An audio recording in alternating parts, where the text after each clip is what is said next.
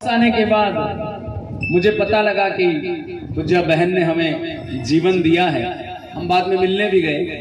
घर पे आए, पिताश्री ने कहा भगवान ने श्रेष्ठ कुल में जन्म दिया है, उच्च वर्ण में जन्म दिया है, और विप्र कुल का व्यक्ति यदि समाज को जगाने का काम करे तो हमें आगे आना चाहिए।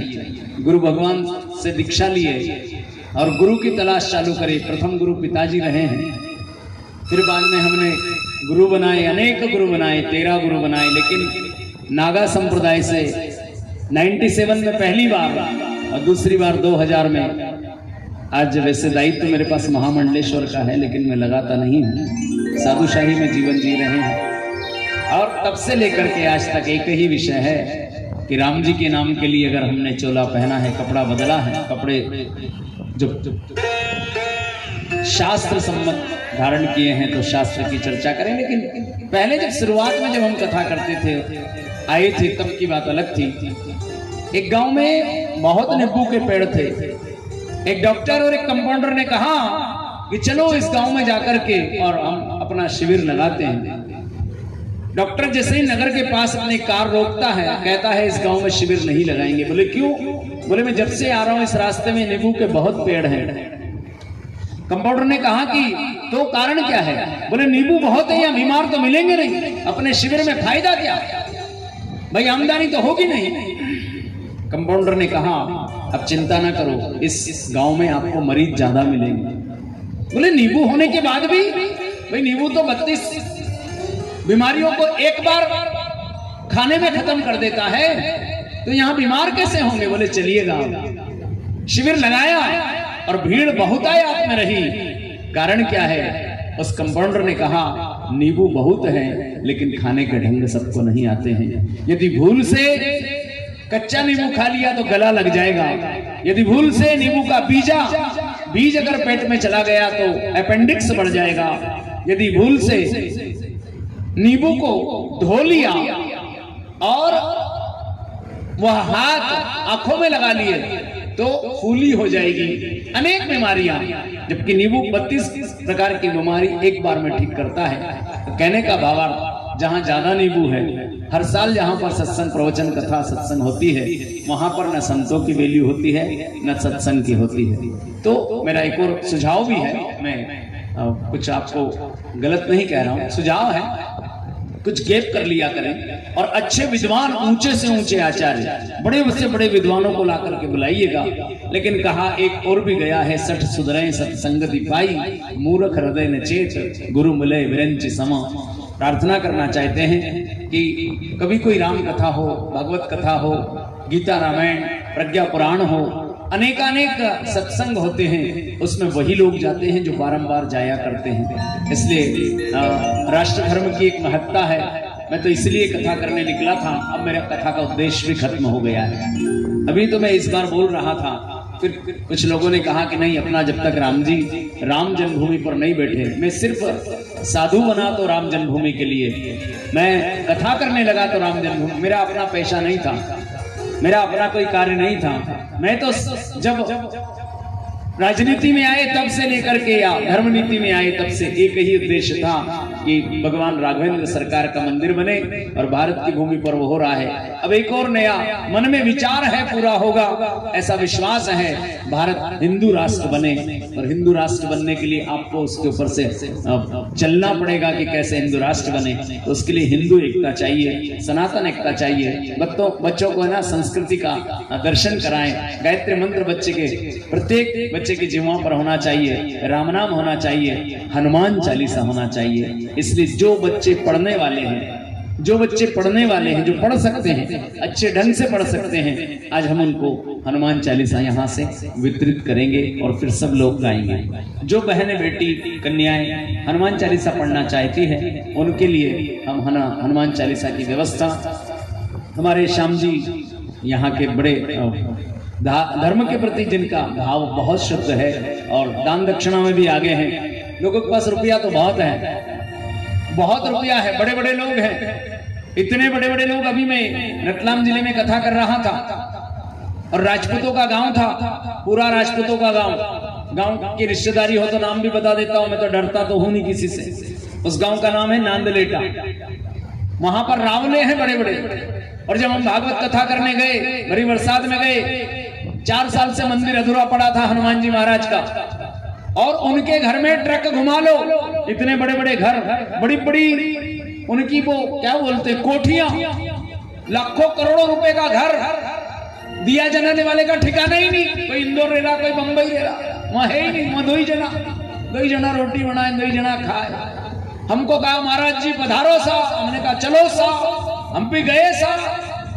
हम वहां गए तो सही, देखा तो चांदी के गिलास, चांदी की थाली, अरे आनंद है। फिर हमने पूछा, मैंने कहा मंदिर में कितना दान दिया? बोले गुरुजी। मैंने कहा गुरुजी? बोले हाँ गुरुजी वो तो दे देंगे। मैंने कब? उधर से उतर करके नीचे आए और कथा प्रारंभ करी। वहां पर है पाटीदार समाज और दरबार लोग। पाटीदार समाज का गांव है वो नांदलेटा, रतलाम जिला, बड़ाइला माता जी के पास पाटीदार है और राजपूत लोग थे। और जो बोलने लगा तरुण मुरारी किसी से लेके तो खाया नहीं बंदे ने आज तक। भगवान की कृपा बरसी, 14 लाख रुपया इकट्ठा करा। और जो ही गड़ी वाले, जो ही रावला वाले, खूब बोला हमने कि जिनकी चमड़ी आए पर तमड़ी ना जाए। तो ओरिजिनल था बंदा, क्योंकि डुप्लीकेटों को तो लगती भी नहीं है, कितनी बोलो डुप्लीकेटों को, पर ओरिजिनल को जो लगी और ऐसी लगी कि बिल्कुल तर तर करते हुए आए। बोले गुरुजी बोलो कितना चाहिए? मैंने कहा मुझे नहीं चाहिए, मंदिर को चाहिए। और वो मंदिर बनकर के तैयार हो गया। अभी हनुमान जयंती के टाइम पे एक दिन फिर गया और 1-2-3 लाख रुपया फिर उगा करके आया और यज्ञ हो गया। और यज्ञ में गया भी नहीं मैं, क्योंकि मेरी कथा कहीं और थी, समय दे रखा था। लेकिन एक दिन के लिए गए और वहां के रावले वालों ने, पाटीदारों ने, अन्य ब्राह्मण, सभी समाज ने मिलकर के उस मंदिर का निर्माण किया। संगमरमर का मंदिर बनाया और भगवान हनुमान जी बिठा दिए। तो जिनको लगती उसी को है, जिसके अंदर थोड़ी बहुत है और जिसको है ही नहीं उसको कुछ भी नहीं लगती। कई लोग ऐसे, एक बार एक सभा लगी हुई थी, एक सभा में बीच की कुर्सी खाली पड़ी थी, लोग इंतजार कर रहे थे मुख्य अतिथि आए, मुख्य अतिथि आए, मुख्य अतिथि। मुख्य अतिथि आए नहीं, सब लोग कोई माइक लेकर के बातें कर रहा था। एक आदमी बीच में से उठा और उठ करके कुर्सी पे जाके बैठ गया। कुर्सी पे जाकर के बैठा, लोगों ने कहा अरे यहाँ क्यों बैठ रहे हो, उठो यहाँ से। समझ में नहीं आता है, मुख्य अतिथि की कुर्सी है। जब नहीं उठाओ बहुत देर तक, बगल वाले ने कहा भाई उठ जाओ। बोले उठ जाएंगे, जब वो आएगा जब उठ जाएंगे। भाई खाली पड़ी तो जब तक तो बैठने दो। तो दूसरों ने कहा अरे भाई उठो। तो बोले हम ही बैठ जाएं। तो इतने में किसी ने कान पकड़ करके जोर से उठाया, उठो यहाँ से। बोले धीरे से उठा, धीरे से कान पकड़ा से कई जगह से उठाया, हम लोगों को कई जगह से कुर्सी पे उठाया, पर इतनी जोर से कान नहीं पकड़े हो यार, जितनी जोर से तू पकड़ के उठा रहा है।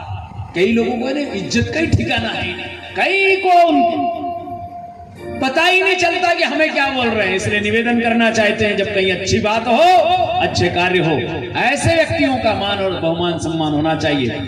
हाथ में सुंदर ये हनुमान चालीसा रखें श्याम भाई, और हमारे सरपंच इस नगर के वो बच्चों को बांटेंगे। और श्याम भाई अपने हाथ में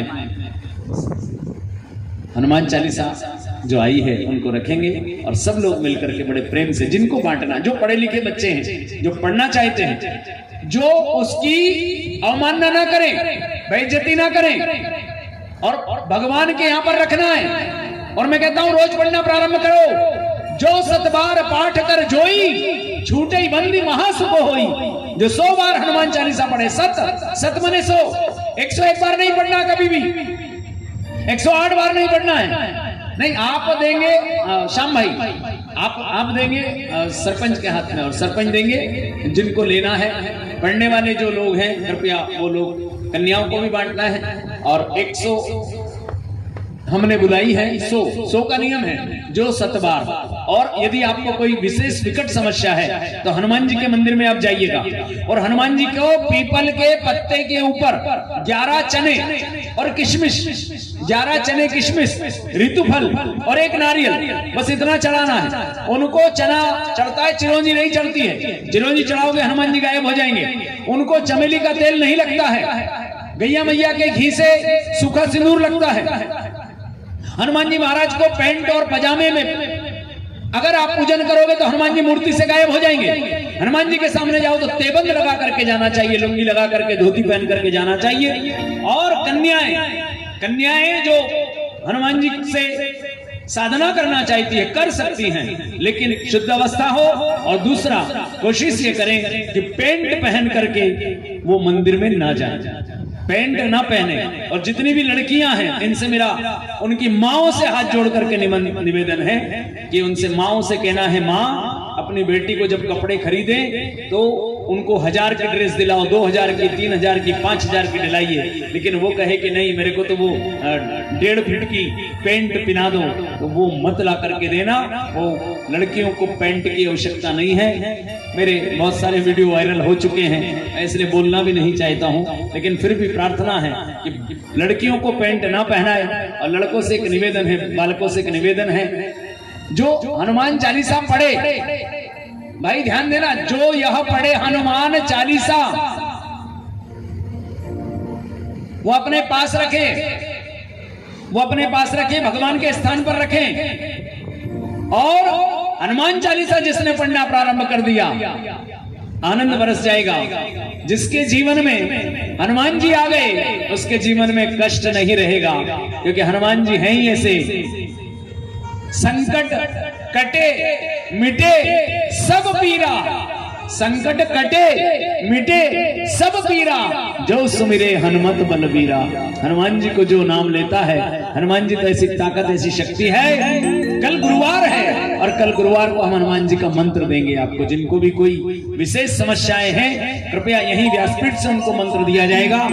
और उस मंत्र को जिसने सिद्ध कर लिया, कई लोग पूछते हैं हमें ये समस्या है, तो सामूहिक रूप से मैं यहां से व्यासपीठ से मंत्र दूंगा और उस मंत्र को आप लोग शुभारंभ करें, अपने घर में प्रारंभ करें। और हनुमान जी का है और उसको कोई भी कर सकता है शुद्ध अवस्था में। ये डरा दिया है ब्राह्मणों ने, डरा दिया है साधु संतों ने, डरा दिया है कुछ शास्त्र ने कि माताएं हनुमान जी को नहीं भजती हैं, माताएं उनका प्रसाद नहीं लेती हैं। ले सकती हैं, सिर्फ एक ही निवेदन है, पवित्र अवस्था में मेरे हनुमान जी से आप वार्तालाप करें, चर्चा करें। और सीता मैया को तो इतने प्रेम करते थे मेरे बाबा, सीता मैया ने तो मात्र मांग में सिंदूर डाला था कि राम जी खुश होंगे, तो मैया से तो इतना स्नेह करते हैं, उनके चरणों में बैठे रहते हैं। आप देखना राम दरबार में राम लक्ष्मण सीता हैं, हनुमान जी महाराज सीता मैया के चरणों के पास में बैठे रहते हैं। सीता मैया है, फिर राम जी हैं, फिर लखन लाल हैं। इसलिए जो भी हनुमान जी को भजना चाहता है, कल मंत्र मिलेंगे। आइए।